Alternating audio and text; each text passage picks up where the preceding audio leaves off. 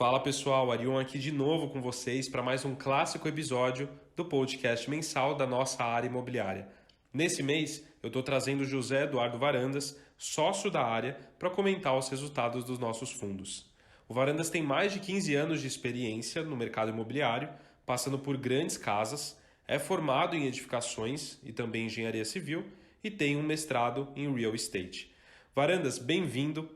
O que você pode trazer aí para o nosso investidor sobre a carteira do VGIR e do VGIP no mês passado? Bom, vou contar um pouquinho da estratégia e do desempenho da nossa carteira de ativos no mês de maio. Vou começar falando do VGIR11. Tá? O VGIR11 é o nosso fundo de CRI, que é um fundo de papel no jargão de mercado. Nesse fundo, a gente busca entregar uma rentabilidade atrelada a CDI mais prêmio. No mês de maio, a gente entregou para o cotista uma rentabilidade de CDI mais 3% ao ano. Tá? Indo para os destaques do mês, a gente encerrou o mês de maio com 98,8% do PL alocado, em 38 operações que somam 431 milhões de reais.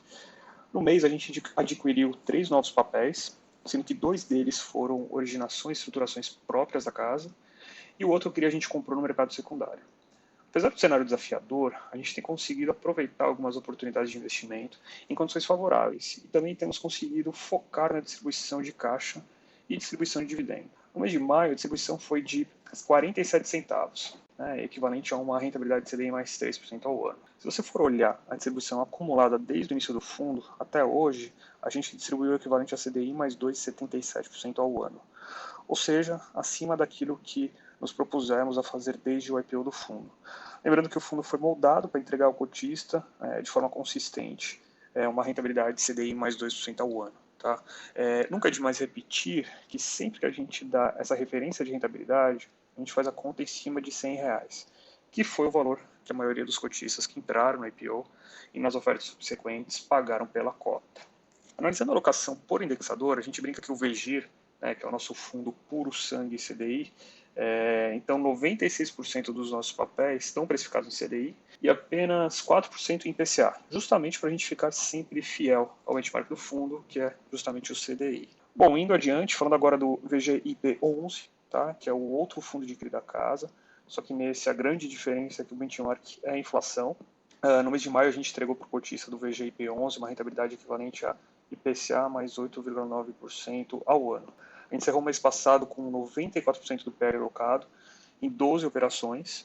No começo de junho a gente adquiriu mais um ativo e o fundo alcançou 98% alocado. Tá? Então 98% do PL está alocado. A gente dá esse disclosure no relatório do mês, em eventos subsequentes.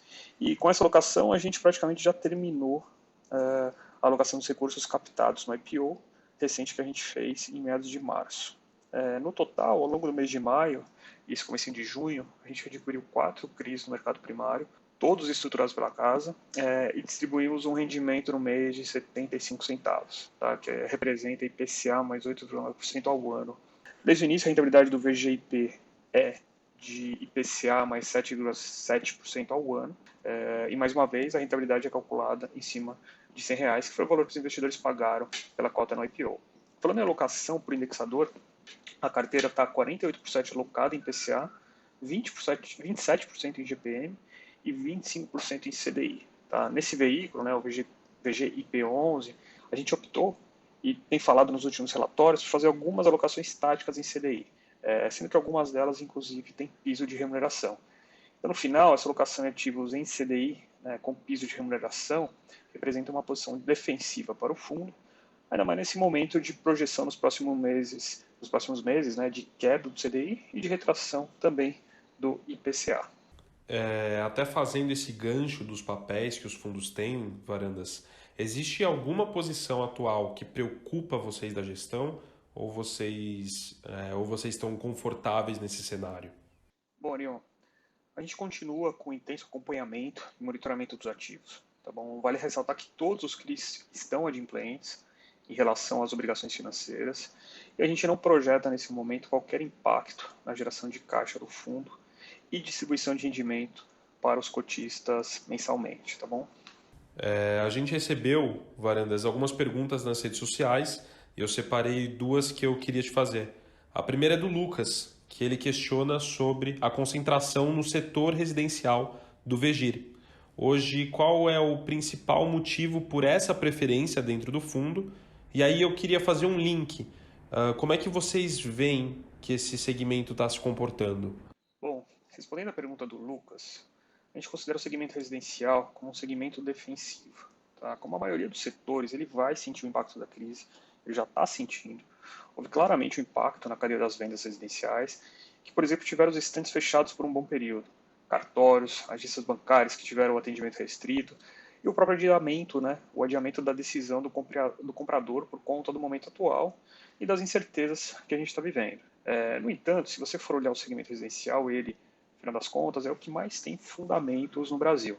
Isso é decorrência de três fatores. O primeiro fundamento para ter um mercado residencial pujante é ter demanda habitacional. E esse primeiro fator, o Brasil tem de sobra. A gente por aqui tem o que os economistas chamam de bônus demográfico. A gente tem um crescimento da população, um natural envelhecimento, pessoas saindo de casa, casando, se separando, que no final das contas traz uma demanda natural por habitação. O segundo fundamento, que é importante para o segmento residencial, é a questão do crédito. E a gente nunca teve tanto crédito habitacional na história do país. Nos últimos 10 anos, para você ter ideia, o estoque de crédito habitacional cresceu mais de 450%. A gente nunca teve tanto crédito disponível. Mesmo assim, isso é apenas uma fração do que países comparáveis como o Brasil têm. E se você for falar de economias desenvolvidas, né, o abismo é ainda maior, o que mostra que a gente ainda tem muito espaço para crescer. O terceiro fator, o fator da renda. Esse é o fundamento mais frágil que a gente tem no Brasil. A gente sofreu bastante aqui, principalmente em 2015 e 2016, no passado recente, quando a gente teve perda real de renda, tanto pelo aumento do desemprego, tanto pela retração dos salários reais dos trabalhadores. Eu te diria que em 2019 a gente conseguiu alcançar novamente os níveis históricos de renda. Né? O problema foi que com a crise atual a gente provavelmente vai regredir e vai ter de voltar a buscar essa recuperação nos próximos anos.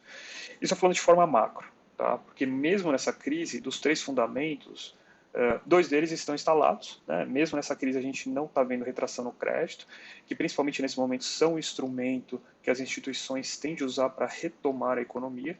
Então, demanda habitacional está aí pronto e crédito continua disponível. A grande questão é a retomada da renda, né? Que a gente vai ter de lidar com isso nos próximos anos. Agora, isso é fator macro. Entrando agora no micro, o mercado residencial é micro, cada projeto tem a sua inserção, cada empreendimento tem um público que tem um comportamento diferente. Se ele é de mais baixa renda, média renda, alta renda, se ele pode postergar a tomada de decisão de uma moradia ou não, se você está fazendo o upgrade do seu apartamento, se é a sua primeira casa ou apartamento para morar depois do casamento, as decisões são diferentes. No micro, cada projeto tem a sua história e tem a sua inserção. E é por isso que também é tão importante você ter uma gestão ativa de investimentos, né? Tanto na seleção dos ativos, quanto, como é o caso nosso aqui na Valora, que a gente estrutura muito o CRI, na escolha de qual projeto você vai financiar, qual você vai entrar na operação de crédito. Fato é que, corroborando tudo isso que eu falei, mesmo que a gente tenha tido uma série de eventos negativos nos últimos meses, as vendas residenciais continuam a acontecer. Né? Mesmo com as barreiras físicas, às vezes até para visitar o imóvel, a venda continuou. A gente teve uma redução, né, principalmente nesse início de pandemia, mas as vendas continuaram a acontecer. Na cidade de São Paulo, de acordo com o Secov, 1.923 unidades foram vendidas em abril. Pra você ter uma ideia, no mesmo período no ano passado foram vendidas 2.658 unidades. Então você vê que continua acontecendo a venda. E os projetos com inserção de mercado continuam com indicadores saudáveis, né, mesmo nesse momento. Então, juntando o macro e uma correta inserção do empreendimento que está sendo alvo do crédito no micro, a gente acredita que o residencial é um dos setores mais resilientes para a gente alocar a carteira e que tem todas as condições para atravessar esse período de crise com o mínimo sofrimento possível. E a segunda pergunta é do Isaac, que quer saber como é o nosso processo de acompanhamento dos ativos. Bom, Isaac, para entender o acompanhamento dos ativos, a gente precisa entender o tipo de operação que a gente coloca dentro do fundo. Tá? A gente aqui na Valora gosta de operações autoliquidáveis, ou seja, o fluxo de caixa do empreendimento, que na maioria das vezes também é a garantia da operação, é também o responsável por gerar caixa para pagar juros e o principal da dívida. Para fazer esse acompanhamento, a gente tem um time dedicado, com uma experiência específica no mercado imobiliário, que juntamente com as securitizadoras acompanham diretamente com as companhias como está cada projeto que é alvo do crédito. Então, vou dar um exemplo de uma operação de crédito que a gente faz recorrentemente, que a gente chama de financiamento de estoque pronto. São operações onde a própria venda dos apartamentos dados em garantia são responsáveis por pagar o juros principal da dívida, à medida que eles são vendidos.